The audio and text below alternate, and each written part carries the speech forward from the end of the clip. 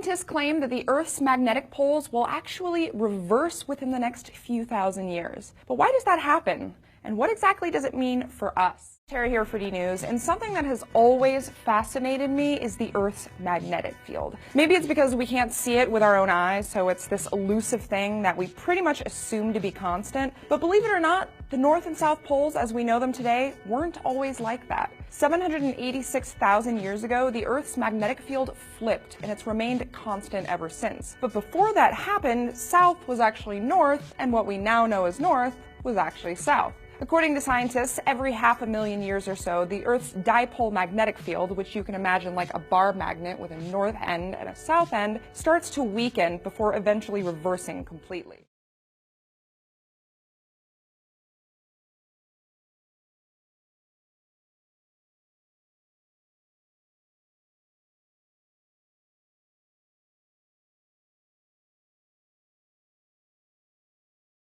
Until recently, scientists presumed this reversal process took a few thousand years to complete. But new evidence suggests that the most recent major reversal, 786,000 years ago, actually happened in less than 100 years, roughly the span of a single human lifetime. Obviously, flips like this have occurred several times throughout Earth's history, but the next one, scientists say, may happen within the next few thousand years. New evidence indicates that the intensity of the Earth's magnetic field is decreasing at a rate 10 times faster than normal, leading many geophysicists to believe that we're on the brink of another reversal. But what would happen if that did occur? Would there be any noticeable changes? Well, the good news is there are no documented catastrophes associated with past reversals, so don't expect the human race to just immediately die out. But that doesn't mean nothing bad couldn't happen. A magnetic reversal would almost surely wreak havoc on our electrical grid, which could potentially bring it down. It would also make us vulnerable to energetic particles from the sun and cosmic rays, both of which can cause genetic mutations. And that could happen before the reversal even takes place.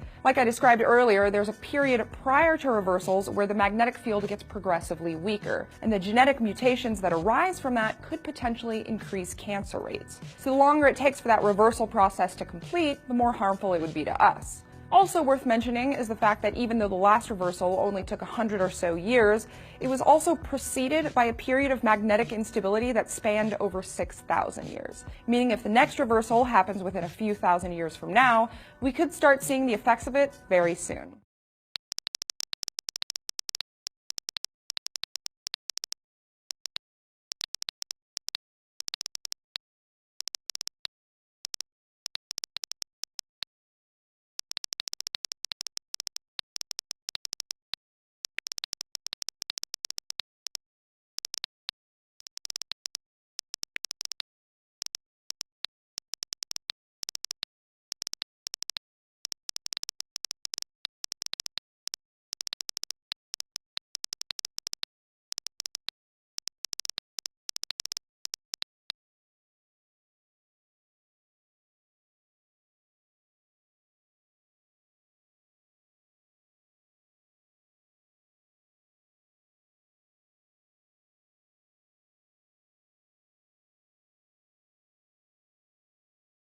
بس برضو قبل ما انقل من موضوع اللي هو احنا اتكلمنا على الشاكرز والامتصاص للطاقه الكونيه، لازم برضو اذكر ان جسم الانسان عباره عن دائره كهربيه. دائره كهربيه دي دائره كهربيه كامله، وكل اللي بيحصل في جسمنا معتمد على الكهرباء تماما. وعشان كده احنا اتكلمنا المره اللي فاتت مثلا عن حرب واستغلال الموجات الكهرومغناطيسيه وكده، لان الماجنتيك فيلد او المجالات المغناطيسيه لما بتدخل بتقوم عامله في الدائره الداخليه حاجه اسمها ايدي كارنتس او تيارات شارده، وهو ده اللي بيبهدل الدنيا. اوكي، هم بيبقوا لها حسابات بقى معينه، بس بصوره عامه جسم الانساني عباره عن دائره كهرباء. مره ان شاء الله هنشرحها ونشرح ايه علاقتها بالمعابد المصريه، ان ازاي كانت المعابد المصريه بتتبني على الدائره الكهربائيه بتاعه الانسان. اوكي، والكلام ده كان ليه. بس النقطه اللي انا عايزه اقولها ليه انا بذكر ان الدائره الكهربائيه بتاعه الانسان، عشان اذكر لهم ان الارض حصل خلل في المجال المغناطيسي بتاعها من الاف السنين، وصل لفوق 80% دلوقتي من الخلل بتاع المجال المغناطيسي بتاعها. اوكي، ده مأثر على الانسان تأثير جامد جدا، ومأثر على وعيه، ومأثر على الدي ان ايه بتاعه.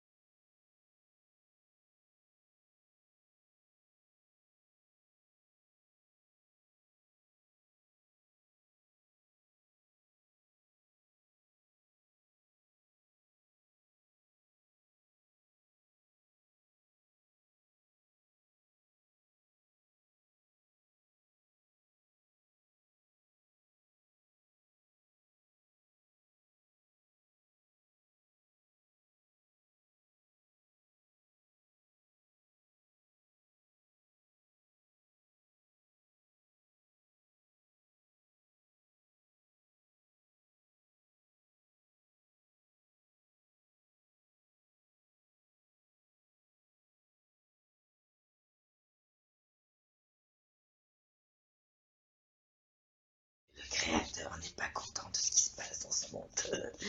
Il y a beaucoup de choses qui se préparent comme catastrophes naturelles, comme appellent les humains. Entre des trous noirs, des petits trous noirs qui se forment et que personne ne peut voir, même avec leur technologie pour l'instant. Des choses qui se dirigent vers la Terre, qui sont tout petits dans le ciel, mais qui seront assez gros sur Terre. Et des choses se passent sous la mer, des choses se passent sous la terre, des volcans qui vont exploser, des volcans qui ne se sont pas réveillés depuis une éternité. Oh là là là là, on entend, et nous on essaye de fuir les endroits où on peut éviter ça, mais c'est inévitable. Le ciel prend toute la longueur du monde, et la mer prend aussi autant de choses. Et c'est se dire, où fuir? La vraie question c'est, où fuir? Qui vous donne ces informations? C'est des êtres qu'on ne voit pas, on n'entend que les voix. Et ce n'est pas des djinns, ce n'est pas nous en tout cas. On sait que c'est pas parmi nous ni parmi les humains en tout cas. Et on sait que maintenant, du moins maintenant je sais que, vu que je crois en ce que j'ai vu, qu'il est entouré, ce créateur est entouré, et que ceux qui l'entourent font passer des messages. Les anges du ciel. C'est ce qui est blanc et grand. Oui.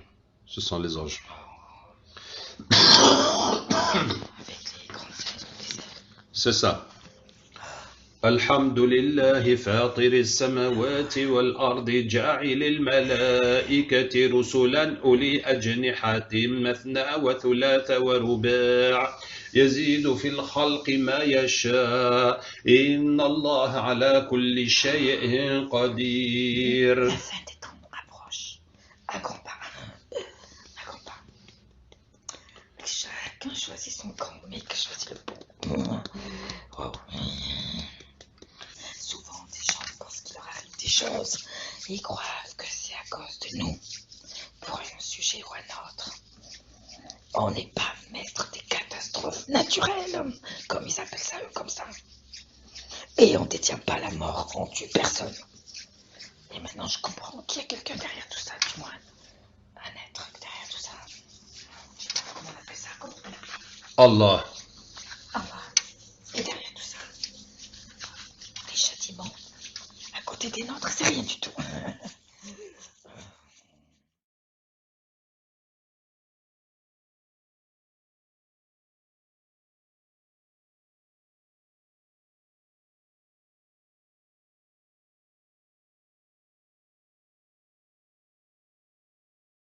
On est très heureux de vous recevoir. Jérôme Colombin, bonjour. Bonjour Jérôme. Journaliste à France Info et à 01net TV. C'est ça.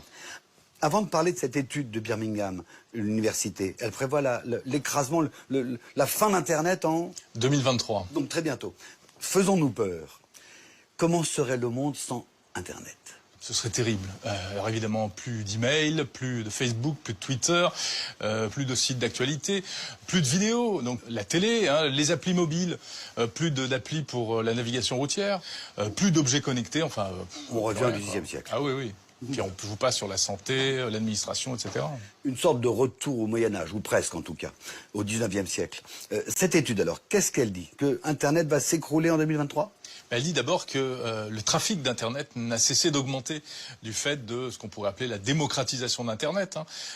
Quelques chiffres, en 92, il y avait 100 gigabits par jour qui circulaient sur Internet. En 97, 5 ans plus tard, c'était 100 gigabits par heure. Et en 2002, 100 gigabits par seconde. En fait, si on regarde la courbe de l'évolution d'Internet, on va dans le mur. Pourquoi ? Parce que la structure actuelle de ce qu'on appelle vraiment l'infrastructure du réseau, les backbones, c'est-à-dire les épines dorsales, les gros tuyaux en fibre optique qui relient les différentes plaques de pays, de continents à travers le monde. Les gros câbles d'architecture. Très gros câbles. Eh bien, les fibres optiques actuelles, elles ont une capacité maximale de 100 terabits par seconde. Hein. En français, 100 terabits par seconde. Ça fait, pour vous donner une idée, c'est environ 250 disques Blu-ray. C'est ce qu'on appelle une crise de capacité, un capacity crunch. capacity crunch. Comment on explique l'augmentation? On consomme de plus en plus, on envoie de plus en plus de mails. Bien sûr, on envoie plus de 180 milliards de mails par jour. Et encore, il n'y a pas que les mails. Je vous parlais de la télévision. Netflix, rien qu'aux États-Unis, monopolise à lui seul chaque soir 70% de la bande passante, c'est-à-dire la capacité d'Internet aux États-Unis. C'est monstrueux. Ils s'abonnent pour voir la télévision. Les gens qui...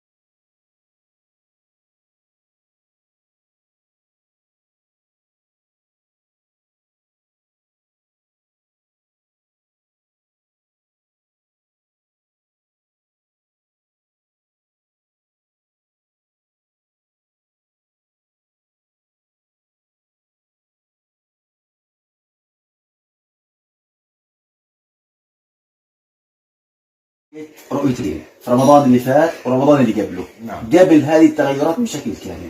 ايش الرؤية الأولى وايش الرؤية الثانية اللي رأيتهم؟ والله الرؤيا دائما تكون مبشرات للمؤمنين في وقت المحن، وقت الشدائد. الرؤيا الأولى في رمضان قبل هذا رمضان. نعم. ينادي بالصوت يملأ الأرض من السماء. نعم. ويقول: أبشروا يا عباد الله بقرب الخلافة. أبشروا يا عباد الله بقرب الخلافة. أبشروا يا عباد الله بقرب الخلافة. أعادها 3 مرات بصوت يملأ الأرض.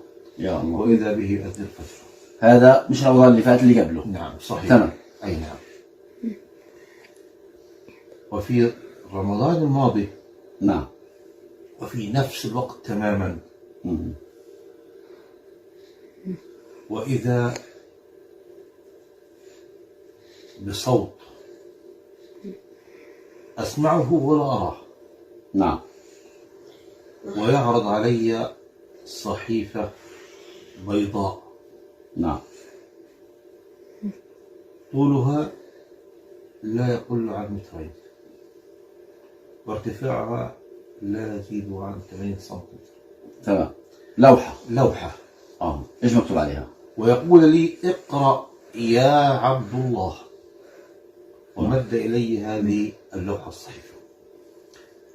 الصحيفة مكتوبة باللغة العربية بالخط الأسود. نعم. وهي ناصحة البياض. تمام. مكتوب فيها الصحيفة: إن الله سينصر دينه ويعز جنده في 23/3/2023. حدد اليوم بالضبط. حدد اليوم والشهر والسنة. يا الله. وانتهت الرؤية. طب ايش استشفيت انت من هذا التاريخ بالذات؟ استشفيت أن هناك ستحدث تغيرات كونية. هذه التغيرات الكونية لا دخل المسلمين بها، إنما هي من عند رب العالمين، ويتمخض عنها نصرة للمؤمنين وعزة لدين الإسلام، وقد تكون خلافة إسلامية راشدة على منهاج النبوة في هذا التاريخ 23/3/2023. في هذا التاريخ. وهذه الرؤية سبقت أحداث أفغانستان. طبعا. وسبقت كل الأحداث التي نراها اليوم. وكنا نعيش في وضع لم يمر علينا أصلا هذا الوضع،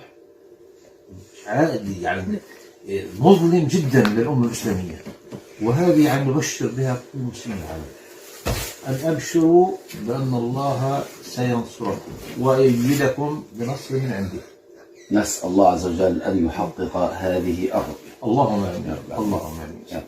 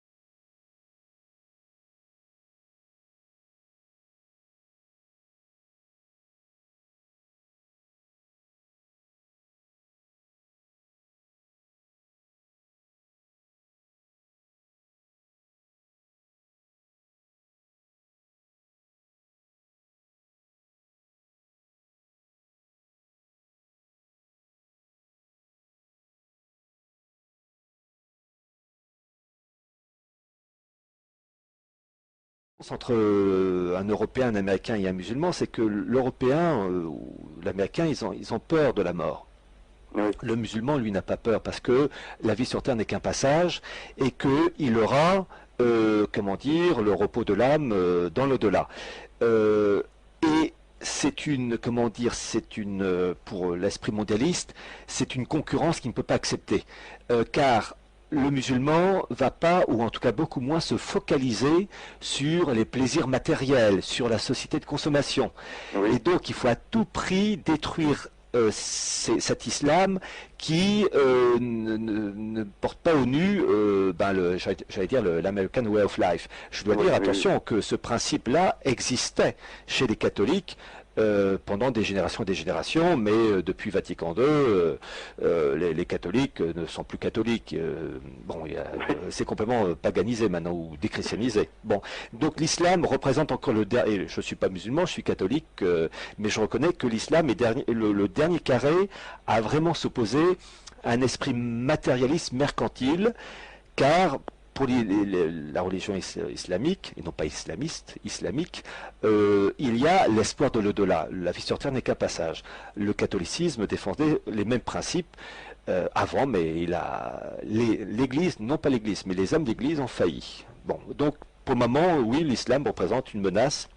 Il y a un concurrent, il y a un adversaire utile pour le nouvel ordre mondial et les gnomes de Wall Street et de la City.